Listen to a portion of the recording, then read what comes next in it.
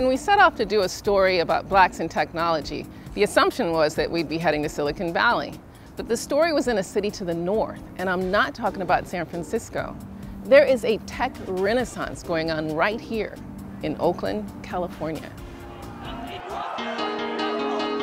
It seems the only Oakland that makes the headlines today is bankrupt Oakland, Occupy Oakland, high crime Oakland. But there's a new Oakland, hip, diverse. The New York Times calls it one of the top 5 places to see in America, and it's a mecca for tech startups. Some 400 companies are already here, creating thousands of new jobs in a city where unemployment topped 17% in 2010. Now that percentage hovers around 9, above the national average, but heading in the right direction. It's bringing restaurants, galleries, shops, new energy to old neighborhoods, Uptown, City Center, West Oakland, Lake Merritt. First stop, Jack London Square, to Vader Splash. Vader is short for innovator. 2 intense days where startups pitch their ideas to venture capitalists, angel and corporate investors. It's happened in London, New York, Los Angeles, now Oakland. We are 7 minutes from San Francisco, and there's not a venture capitalist or angel investor that I know who wouldn't invest in a company because you're located in Oakland. That's ridiculous. Stop. Hammer time. We found Grammy Award-winning rapper MC Hammer. He's one of the most prominent hip-hop stars in tech, investing in new ways to deliver internet content and clean energy. He helped kick off this splash with venture capitalist Eric Moore. So Eric was the first African-American VC that I knew who write checks and had a fund and has a fund. And I took it upon myself to make sure that anything that I see, that he sees. And for good reason. Business Insider named Moore one of the most influential blacks in technology. Dartmouth-educated, this former investment banker got in on the ground floor when Zappos was a crazy idea to sell shoes online. Then Amazon bought it for $1.2 billion. Moore continues to fund startups through his company Base Ventures. He grew up just 7 miles from here in Richmond, another city that gets a bad rap. I knew that I wanted to do something bigger and better. And I didn't know what that meant really at the time, but I knew I didn't want to, I knew, frankly, unapologetically, I wanted to have a lot of money. In tech, a lot of money can mean billions of dollars. That's an abstract concept for most of us, just trying to make $20 to put food on the table. It took time for Moore to wrap his brain around that kind of money. First, there was college, when $20 became $20,000 to pay tuition. Then I went into my first job after college, and we were talking about, hundreds of thousands of dollars and $1 million, business transactions that I was doing. And then from that, I took it all the way up to, having gone to business school after that, I was in investment banking, and now I'm trading bonds, and I'm trading billions and billions of dollars worth of securities every day. So now I'm sensitized in even a different manner. As for blacks and the so-called digital divide, Moore and Hammer are used to being the only brothers in the room. The way I do business is not based upon who's in the room. It's based upon, what the integrity of the project is. People talk about the digital divide, what's going on in Silicon Valley, as if it's new, as if it's novel. And I've been hearing this discussion, and it's old, and it's boring, and it's tiring. Well, there weren't very many blacks at Dartmouth. There weren't very many blacks in graduate school. There weren't very many blacks in investment banking when I went, and that's an issue. You can't let that be a hindrance to your success. If we're talking about a playing field that so large, it's not easy to get into anyway, and it's not meant for everybody. It's meant for certain people from all walks of life, but not for everybody. We hear all these horrible things that happen, and they are debilitating, but you've got to move on. And to be successful in tech, Moore and Hammer agree. Networking is key. Relationships, right? At the end of the day, all of it is about relationships. but it's hard. It's hard work. It's doing the stuff that a lot of people don't want to do. You have to go to those events that you think are going to be extremely boring. Nobody's going to be there that I know, and you have to get there, and you have to show up and be interesting, and you have to exchange business cards. And oh, by the way, once you exchange the business card, you have to follow up. You have to send an email or call in order for this to happen. So it's a process. It's a very difficult process. And most people don't succeed in it because most people don't do it. It's not easy. People see the other side of it.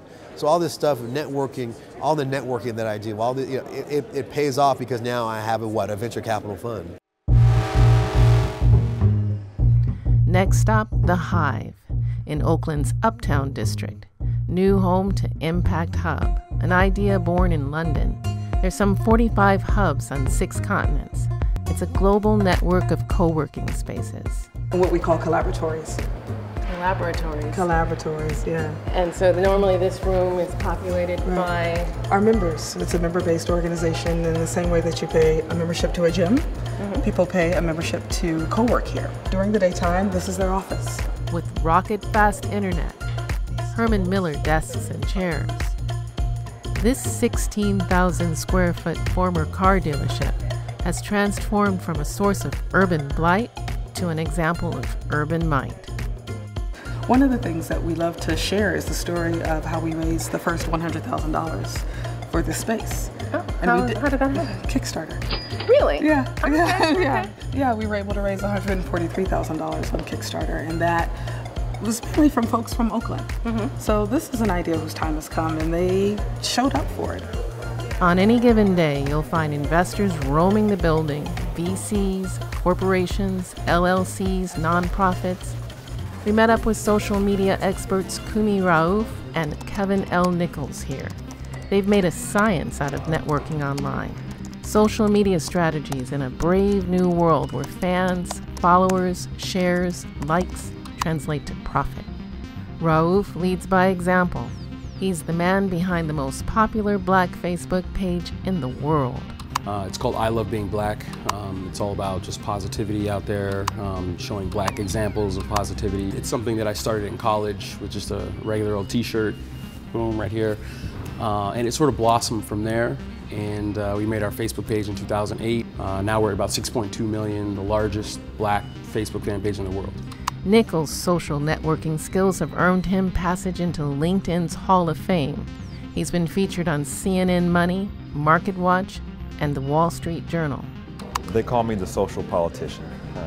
I do a lot of social media marketing for different companies, law firms, and politicians running for office. Politicians like Senator Cory Booker and President Barack Obama. As for businesses, Nichols' message is clear.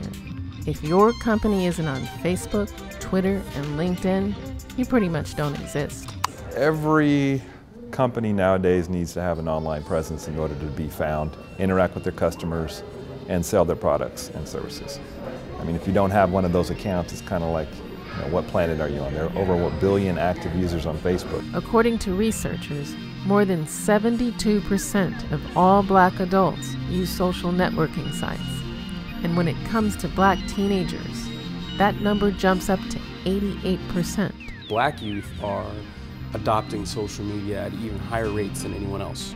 So yeah, we're talking Twitter, we're talking Instagram, all of that stuff. I mean, if you're not on that, it's like, what are you doing? Back in my day, to be a nerd and to be like a tech guru or something like that wasn't exactly the coolest thing to do around town. But nowadays, if you're a techie, if you're into apps, if you're into technology that maybe not everybody knows about, that's cool.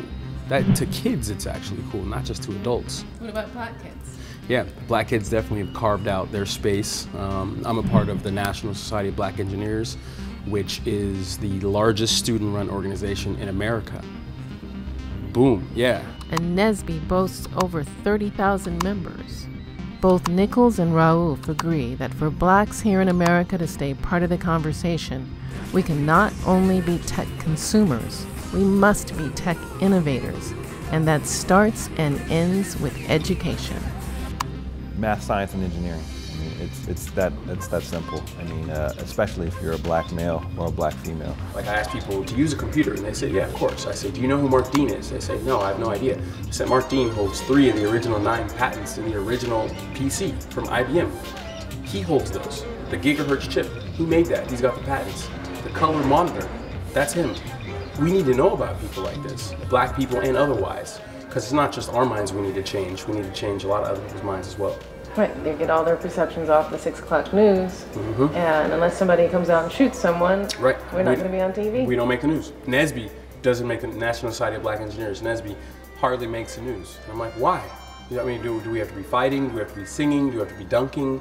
Like things like that, you know what I mean? Like, or getting a banana thrown at us on a soccer field or something like that. Those types of things, sure, we make the news all the time. But we like to put positive examples out there and also create awareness where there needs to be. Impact Hub is definitely a positive example of technology that feeds the community, not bleeds the community. It's not just a space to work. There are film screenings, art installations in the gallery, mixers, hackathons, even salsa lessons. Because there are hubs all over the world, each hub has their centerpiece that you know that that's where you're at.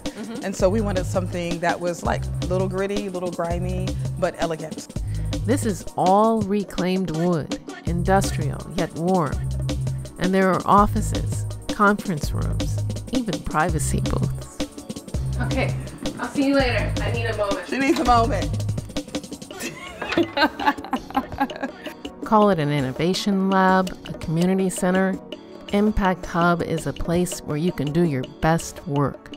This is STEAM at its best. Science, technology, engineering, art, mathematics. Love it. Yeah. Now, I remember geodesic domes, aren't you supposed to think, have better Exactly. They amplify your cognitive sensibilities, right? Ah, okay. You know, just the math, the shapes, the sacred geometry. Exactly. It does feel. Let's meditate on this. Oakland, 10 years from now. Will blacks be part of the tech renaissance or left behind? The top priority right now is being able to allow the next generation to be able to get on the information superhighway. When you reach the youth, that's when you start to see that seed of inspiration, that seed of change really start to grow throughout the rest of the society. And once you're exposed to something bigger and better, it changes, it kind of stretches your mind and makes you, and it kind of makes you never go back to where things were. You know, there's that quote, "We are the one we've been waiting for." We truly are. Anytime Oakland is even spoke in the sense of, you know, lesser than, a stepchild, or this, that, you've never met anybody from Oakland who gives off a lesser than spirit. It's not who we are. So we've never looked at ourselves in that way, ever.